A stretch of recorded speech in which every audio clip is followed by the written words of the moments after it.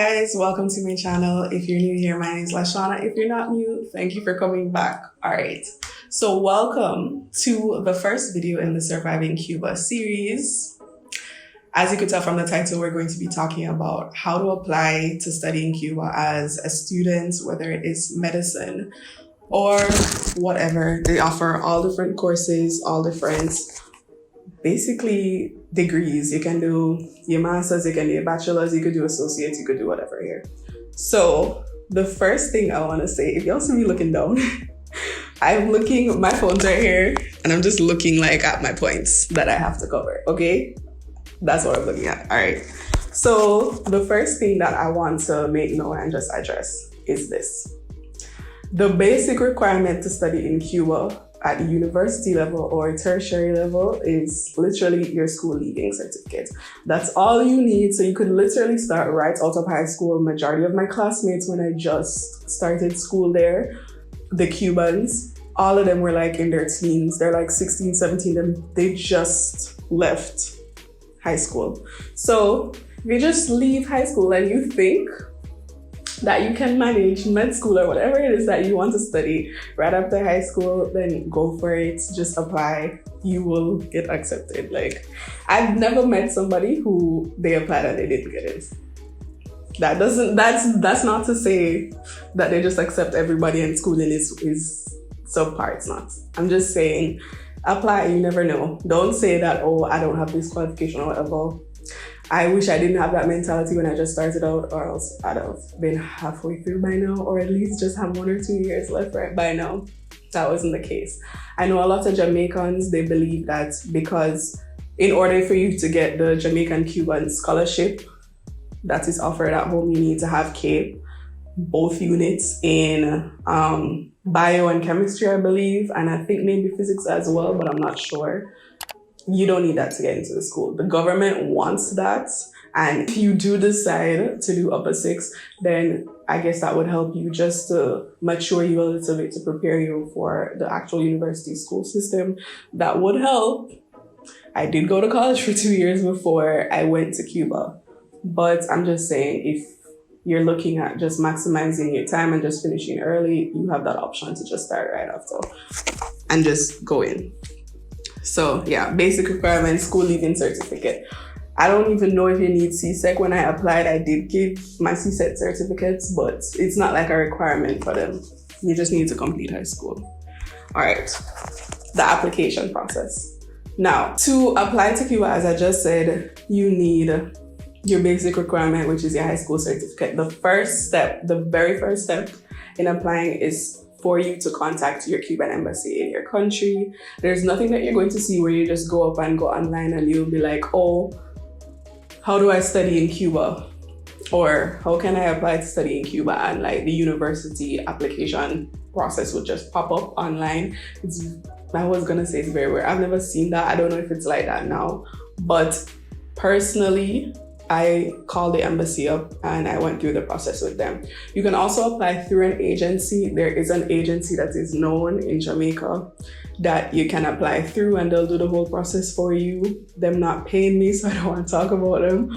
But just for people who would want the knowledge, they're called Cuba Heal. They're expensive. It is a lot cheaper for you to apply on your own and do everything on your own, but it can be a lot and it can be frustrating to do it all on your own. So if you're looking for the easy route and you have the money, you can apply to Cuba Heal.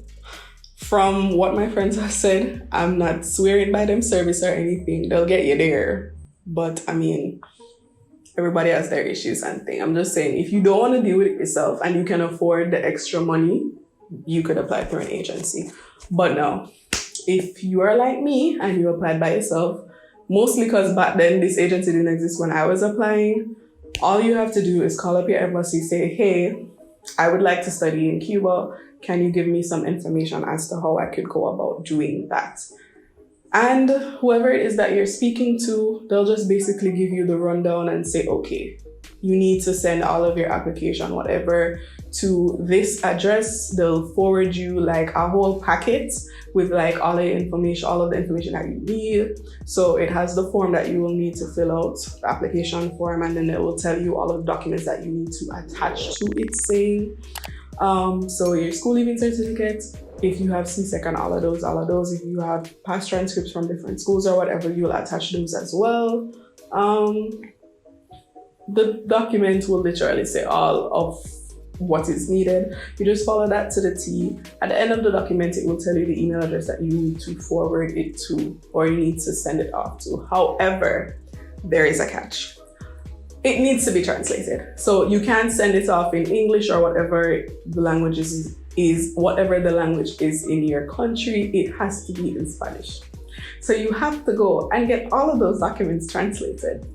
You cannot translate it through Google Translate because, for example, for your certificate, your school leaving certificate, as well as your C-Sec certificate, you can't just scan that and put it in the Google Translate and it be done. You can't just type out the words that are on there and it just is done.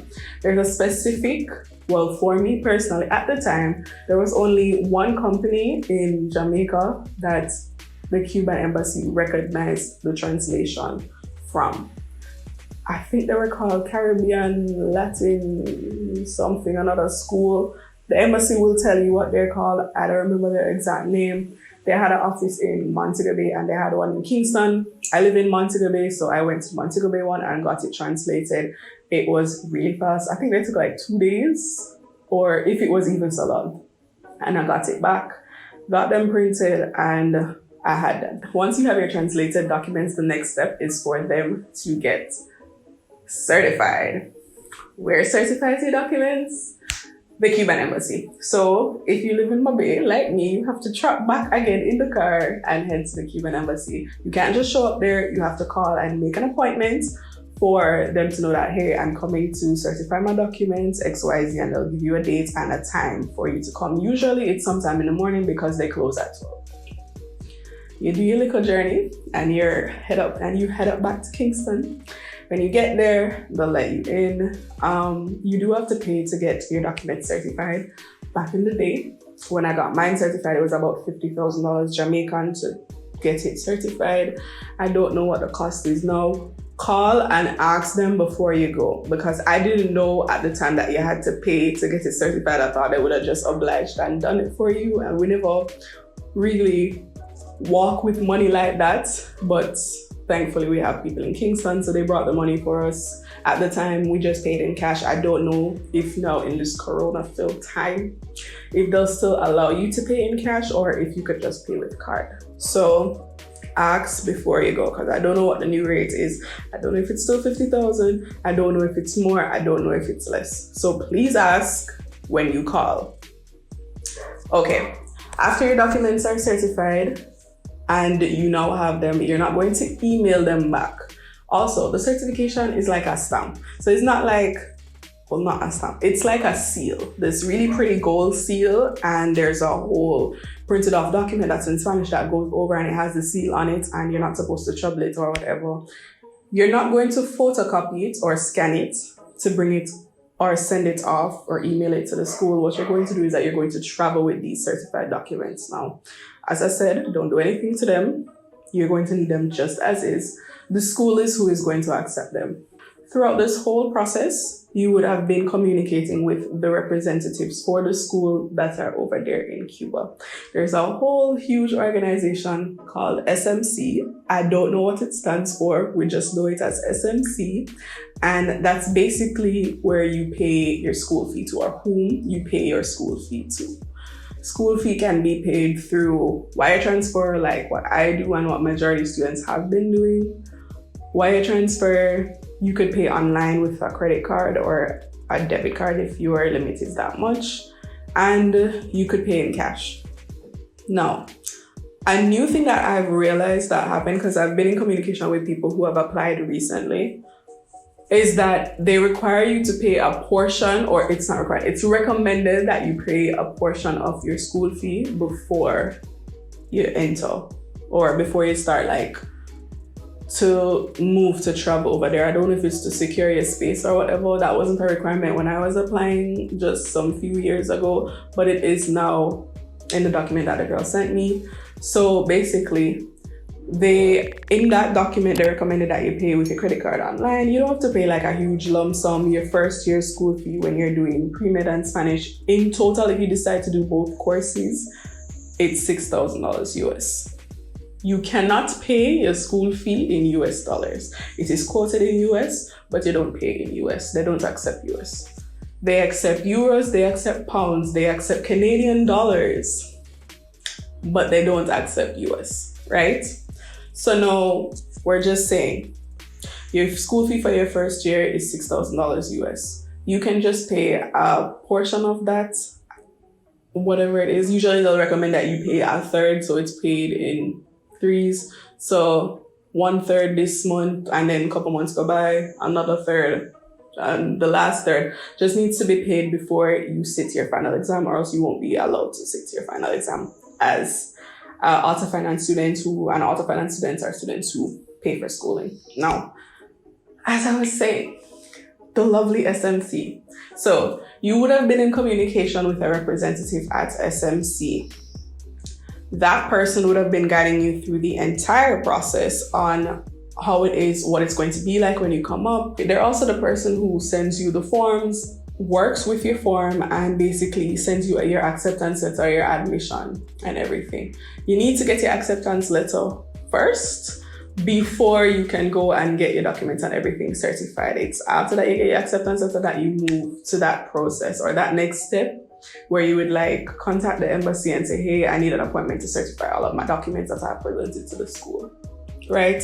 The next step would be for you to organize your flight. So traveling. Usually what happens is that you will need a tourist visa to be able to travel. You're not yet a resident, you're not yet a student. Student identification actually will be done after when you're in the country and you have started school. The school is responsible for doing that. Your regular tourist visa is usually purchased if you're booking through an agency, then you'll purchase it through the agency. They'll let you know, hey, unless you're a resident or a student, you're going to need a tourist visa. The tourist visa is about $50. I don't know if it has increased or changed. As I said, it's been a couple of years, but it's about $50, and it was about $50 last time I checked. And you can buy it at the airport, or like I said, through a travel agency if you're going that route to go to Cuba. And it's literally just this little paper, this little thing that you have to show when you reach, and they'll usually collect it at the embassy, and then you'll be let in. On a tourist visa, you can stay for about a month. So that's why it's so important that when you reach up, as soon as you get up, your school will start the whole process for you to get your ID and everything. The ID is known as a carnet. It's a little square thing and it's laminated. The Cuban ones, official ones, aren't laminated. They're like the actual driver's license material, but you as a student, it's laminated. It has a picture of you and the school that you attend and everything, and how long it lasts for. In your first year, you just get one that lasts for 1 year, and then after, when you start actual med school, you get one that's about 6 years, because that's how long med school is. Or actually, it's 5 years, and then in your final year, you have to do another one for 1 more year. Sorry. So once you arrive, no one's coming to pick you up at the airport.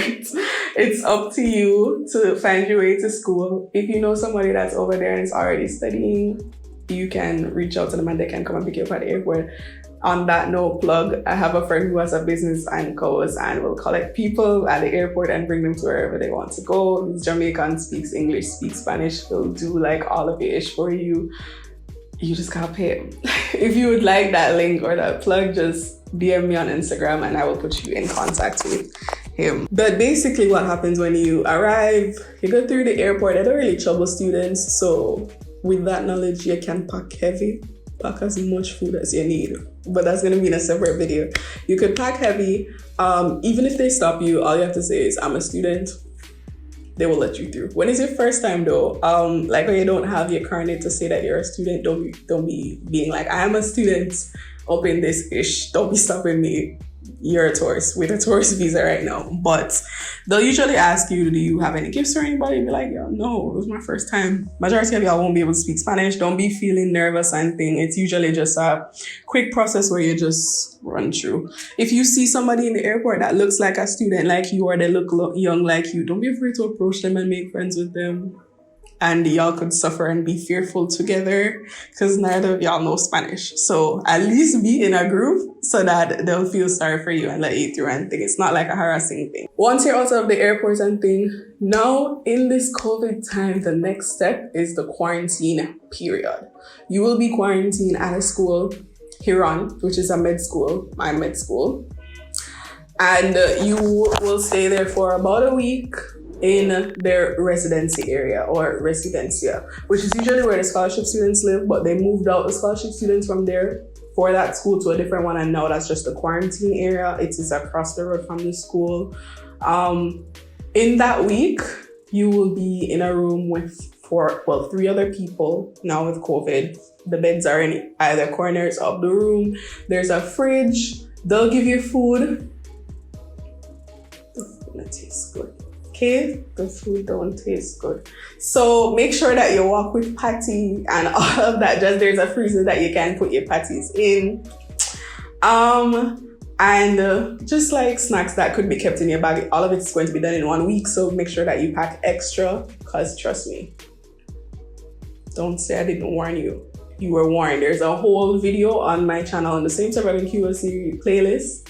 You could go click that. I'll link it right here. And you can see where I talked about my time there in quarantine for the very first time at that quarantine, because this just came about since COVID. The quarantine before that, when I just came up, when pre-COVID days, was literally just, we went to the exact school that we're going to start at. We stayed on the dorms. You have to pay for that period where you would stay on the dorm. You don't pay for the Huron time now, but you just paid for the week like a hotel. It was a poor hotel. This is nasty. But literally, we were there for a week and it was good. We could leave out of our rooms. We could walk around the compound and everything. If you had friends that could leave and buy food for you, the food wasn't as bad. It wasn't great, but it wasn't as bad. I wasn't eating that week either. But, and literally you're okay. No mask didn't exist. Like, you walk around, you could talk to the people that were there. You meet other students from other countries that were on the dorm and came at the same time as you and were waiting to leave and go out into the world as you were. You could talk to people at the front desk. They had TV. I mean, TV's in the one now and thing, but walk with shows. That's also very important, as this being your first video. You're going to need shows. Download shows and walk with them. They will save you in that time of the week. They'll make the time go by faster. Other thing, still get questions on this. I didn't address this in my last video. Your uniforms and your books. Uniforms are sold at the school. I'm going to insert a picture of myself in my uniform so that y'all can see what it looks like. Uniforms are sold at the school. The bata, which is the white shirt that you see here, is literally, I think they sold it for about $35. I don't know if it has increased. If you have a dress, I can make it down here. It's cheaper and you can make as much as you want.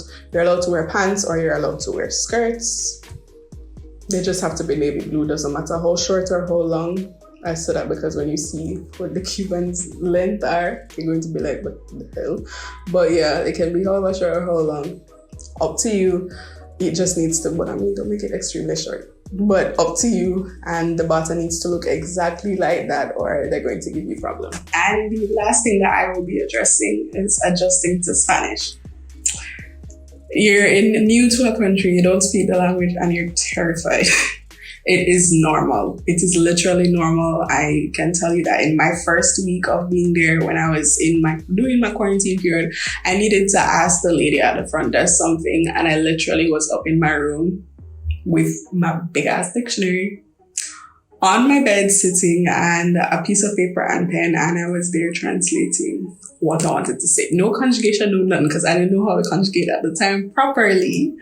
So, and I just brought the paper and handed it to her, and she made out sense out of the nonsense that I wrote, and she was able to answer me back in Spanish. Now went back upstairs and translated it with the dictionary to see what she said.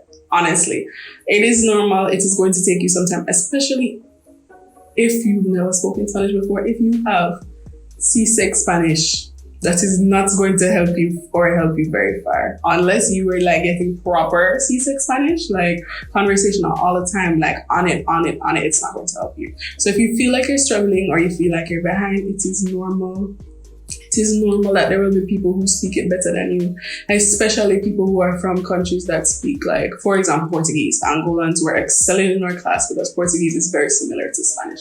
A lot of the words are similar to Spanish. So it's normal. If you're an English speaker and you're struggling for a while, give yourself time to adjust. It is scary. You're going to be afraid to talk because you don't want to sound stupid. We've all been there. Trust. And you're going to make sense out of nonsense a lot of times, and enough of the things that you're going to be saying are foolishness. It's okay. Allow yourself to fail so that you can succeed after. So yeah, here ends today's video. If I left out anything that you guys are still unclear about, please feel free to comment down below or DM me on Instagram. My Instagram is in the description box. Scroll all the way to the bottom, you'll find all of my socials. Don't be afraid to DM me. I will answer you. I promise. I don't bite. So literally, guys, if you need any help or if you're going to become a new student and you want to have a friend in Cuba, DM me. As long as you're not a crazy person, I'd love to be friends, okay? Hope to see you guys in my next video. Don't forget to hit that subscribe button. If you know somebody who is interested in studying in Cuba, share this video, like this video if it helped. And also, can we like this video for the better quality of now as opposed to a year ago? Guys, please like this video. Thank you. Bye.